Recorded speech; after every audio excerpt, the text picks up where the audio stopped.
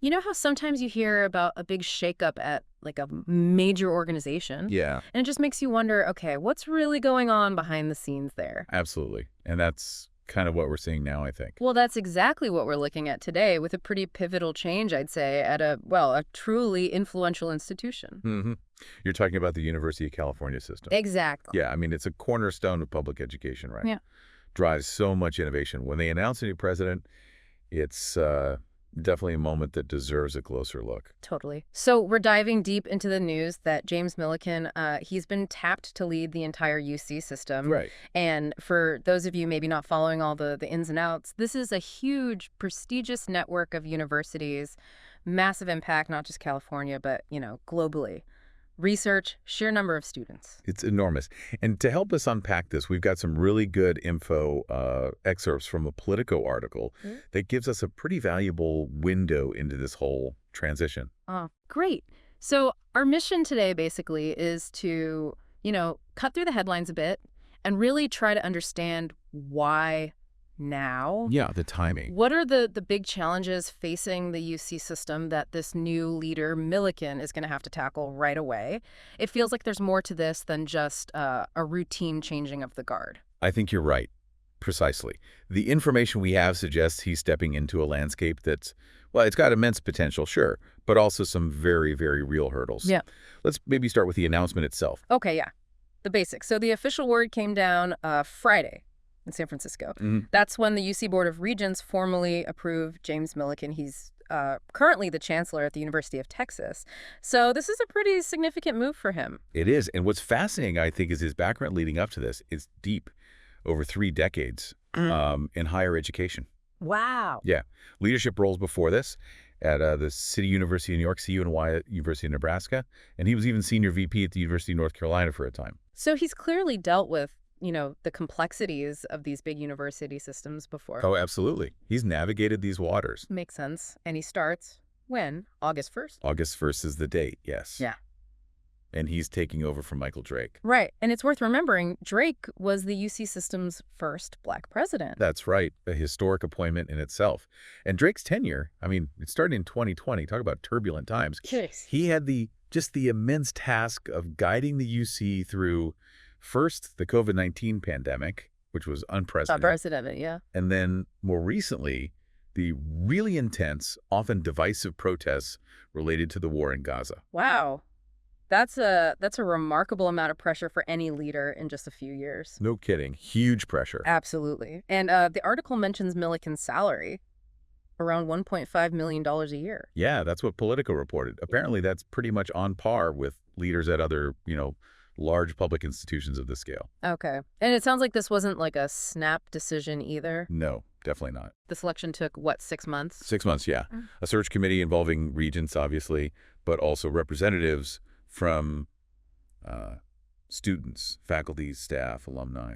Pretty broad group. Okay, so they really sought wide input. It seems so. It really underscores how seriously they took this decision, trying to find someone who could maybe address a whole range of needs across the university community. Right. But, to really get the weight of this appointment, we have to look at the context, the environment he's actually walking into. Right, okay.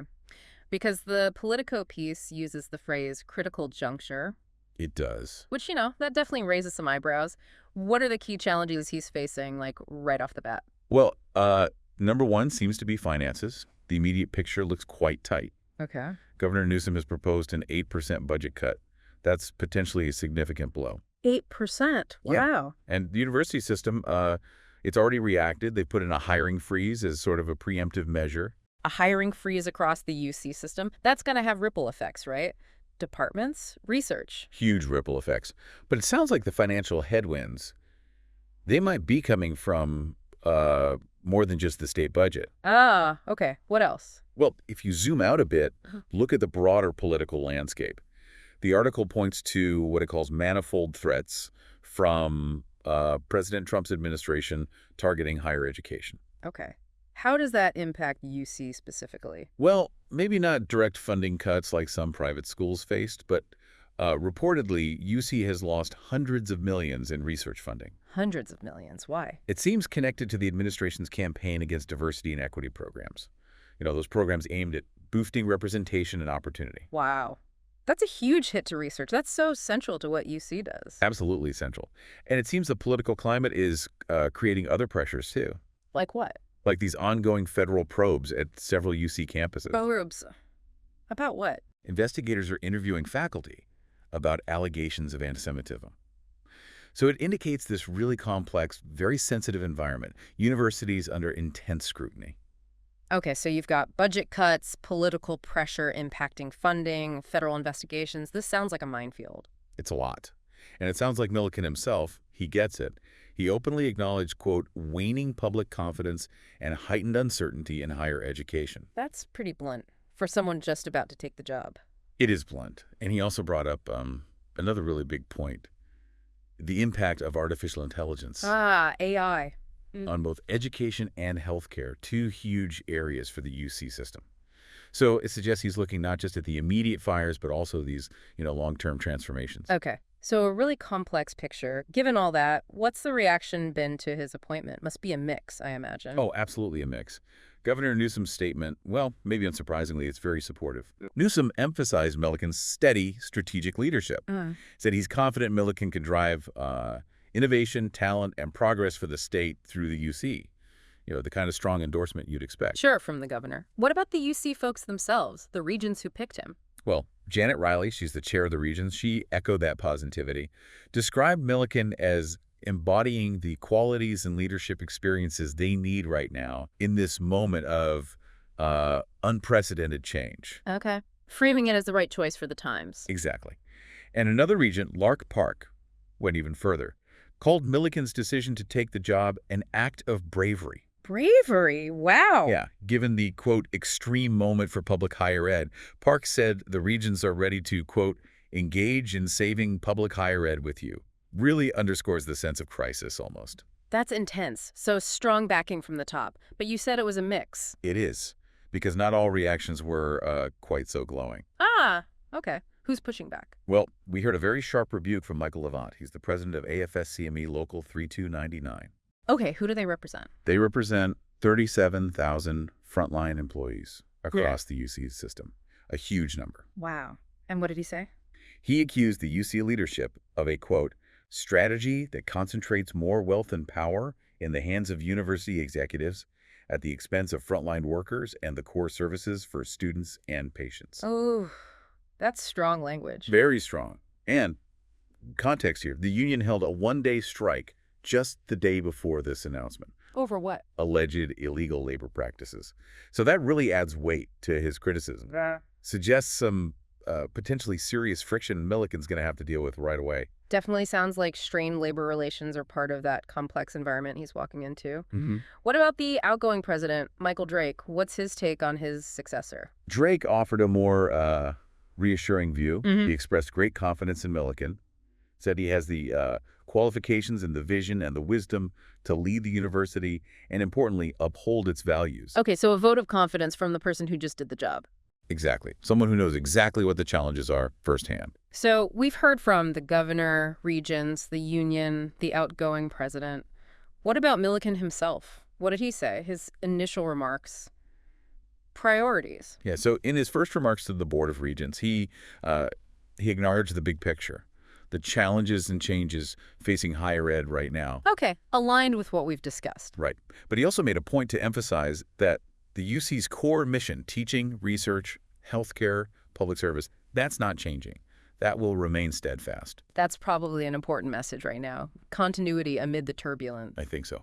And in terms of priorities, he specifically flagged two things we mentioned. Which were? Addressing that waning public confidence and heightened uncertainty around higher education, and dealing with the transformative impact of artificial intelligence. Right, the AI piece again. Yeah. And he said the UC needs to, quote, do everything we can to right that ship to address those challenges head on. So indicating a pretty proactive, determined approach. All right, so let's try and wrap this up. James Milliken is taking the helm at the University of California. Huge role. Monumental. He brings loads of experience, clearly. But he's stepping into, a really complex situation. You've got budget cuts looming. Significant ones. Political pressures from the federal level. impacting funding and campus climate. Yeah, the probes, the diversity program And issues. then these clear internal divisions, especially the tension with the employee unions. Precisely. And you Yeah. see that reflected in their reactions, right? This kind of duality. Right. Strong support, optimism from the state leadership, the regents, Yeah.